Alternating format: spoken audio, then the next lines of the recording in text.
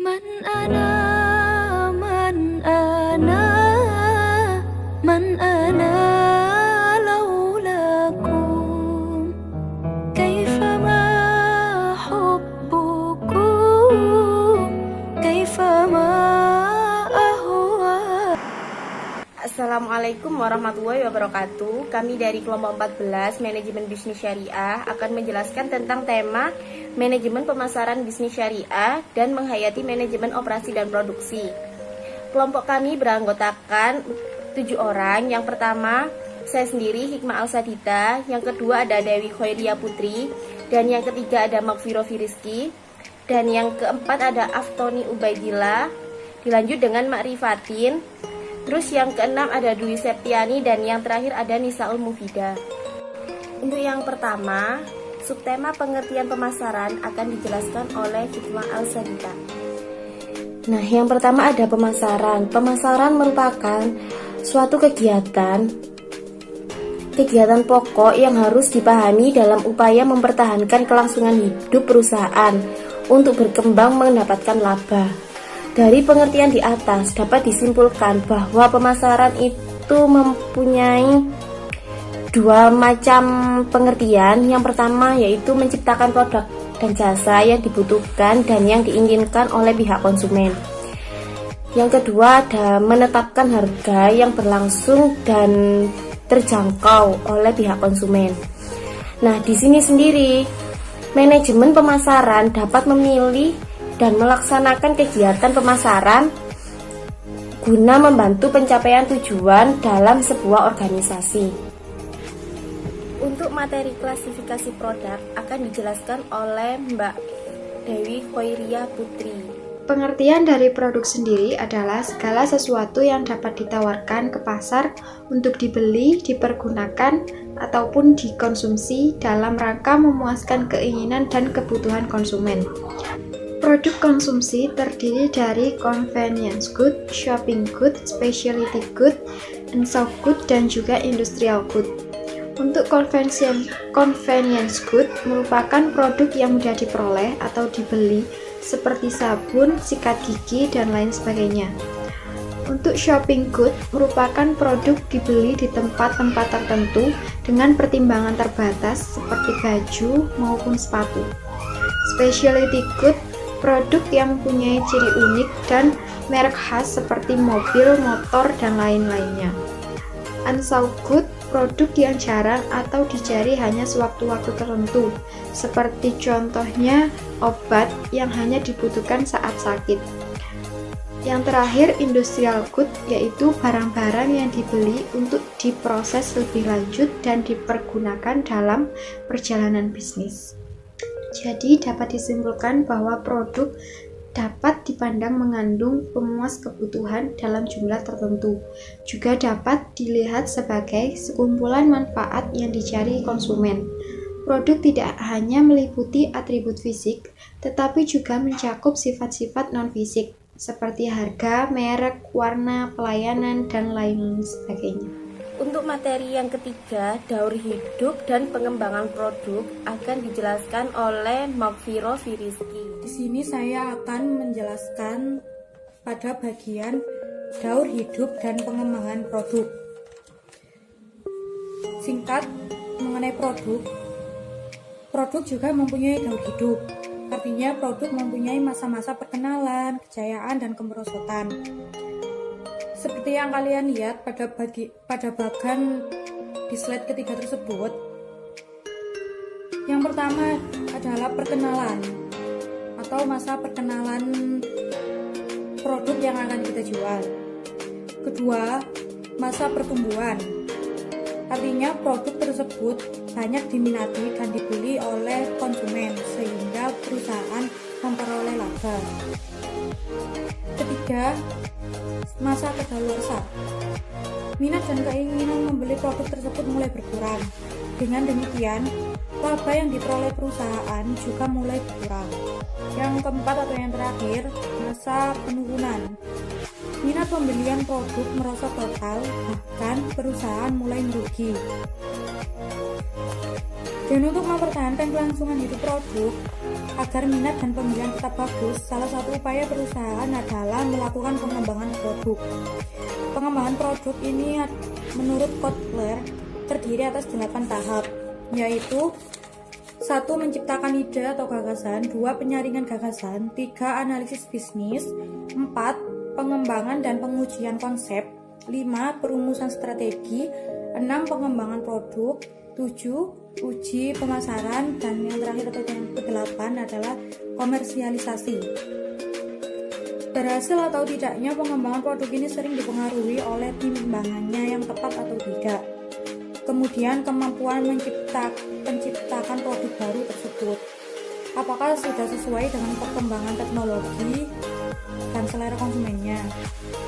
Oleh karena itu, manajer pemasaran harus bekerja sama dengan manajer produksi, harus mampu mengantisipasi pemanfaatan teknologi baru yang sesuai dengan selera konsumen. Selanjutnya, untuk materi yang keempat akan dijelaskan oleh Marifatin dengan tema strategi harga. Bicara tentang strategi penetapan harga itu apa sih? Harga itu adalah sebuah sejumlah uang harus dibayarkan oleh konsumen untuk mendapatkan suatu produk atau jasa, seperti itu. Harga ini adalah merupakan faktor yang paling penting untuk mempengaruhi pemasaran suatu produk seperti itu. Dan tinggi rendahnya harga itu menjadi perhatian utama para konsumen saat mereka itu mencari suatu produk atau jasa, sehingga harga yang ditawarkan itu menjadi pertimbangan khusus sebelum si konsumen itu menggunakan barang atau menggunakan jasa atau membeli barang yang kita tawarkan. Seperti itu. Ada beberapa tujuan dari ini strategi harga. Yang pertama adalah berorientasi pada laba. Jadi menetapkan harga ini adalah bertujuan untuk menghasilkan laba yang tinggi atau maksimal, seperti itu. Yang kedua adalah berorientasi pada volume. Jadi bagaimana cara kita memasarkan suatu produk ini yang bertujuan untuk adalah untuk mentarget pengeluaran barang atau jasa kita. Jadi tujuannya adalah untuk mendapatkan target penjualan, seperti itu. Terus yang ketiga ada berorientasi pada cita atau image. Bagaimana kita melayani, seperti itu. Bagaimana kita toko kita itu mendapatkan value yang bagus oleh konsumen terhadap kita, seperti itu. Jadi melayani ada tujuannya adalah kualitas sih, seperti itu menurut saya. Yang keempat ada berorientasi pada kestabilan harga. Nah, kalau kestabilan harga ini bagaimana cara kita menetapkan harga itu agar konsumen itu lebih tertarik kepada kita dengan para pesaing-pesaing kita di luar sana, seperti itu. Jadi bagaimanapun cara kita untuk menstabilkan harga. Untuk materi yang kelima, strategi promosi akan dijelaskan oleh Aftoni Ubaidillah. Saya akan menjelaskan tentang strategi promosi. Pengertian promosi yaitu semua kegiatan yang ditunjukkan untuk memperkenalkan, membujuk, dan mengingatkan pelanggan ada produk atau perantara. Dan tujuan promosi yaitu menginformasikan, mempengaruhi, membujuk, serta mengingatkan pelanggan tentang produk atau perusahaan. Maka dari itu dapat disimpulkan bahwa promosi berkaitan dengan upaya bagaimana orang mengenal produk perusahaan, lalu berminat dan menyukai, akhirnya membeli dan selalu mengingatnya. Strategi bauran promosi.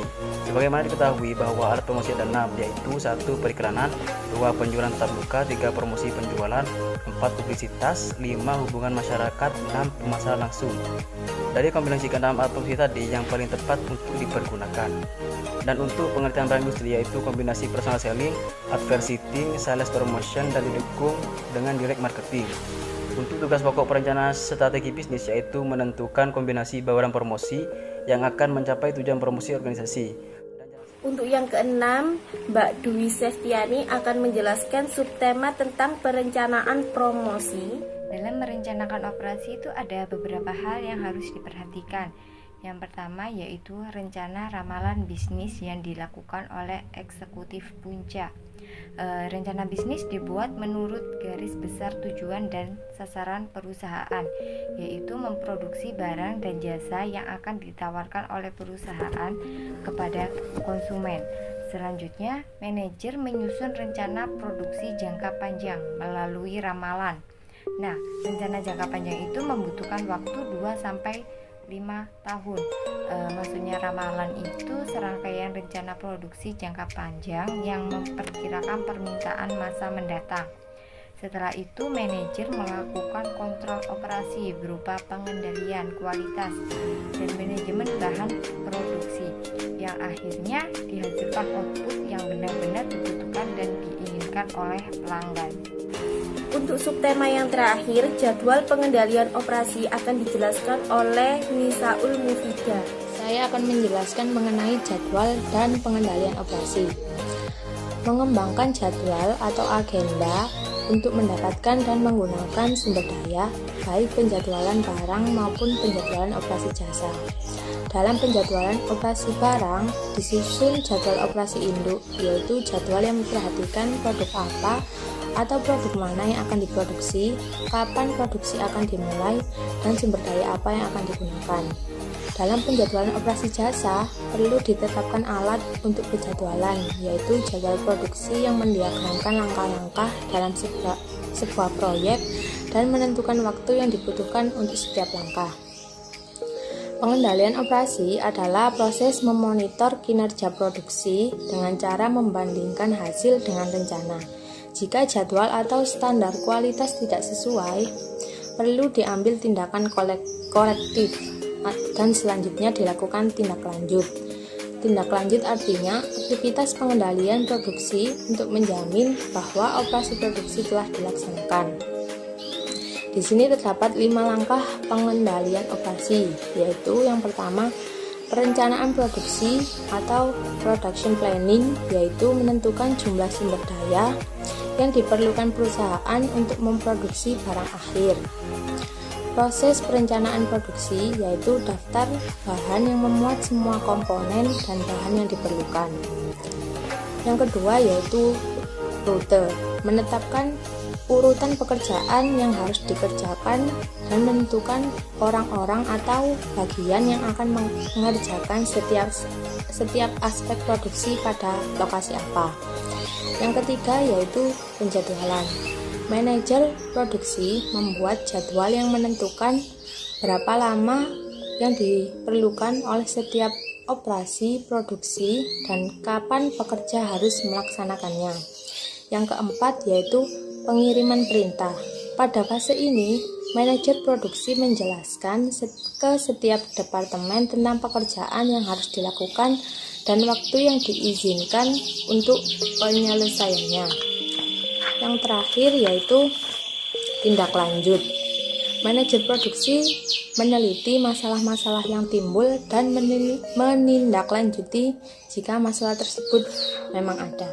Sekian presentasi dari kelompok 14, kurang lebihnya kami mohon maaf yang sebesar-besarnya. Wassalamualaikum warahmatullahi wabarakatuh.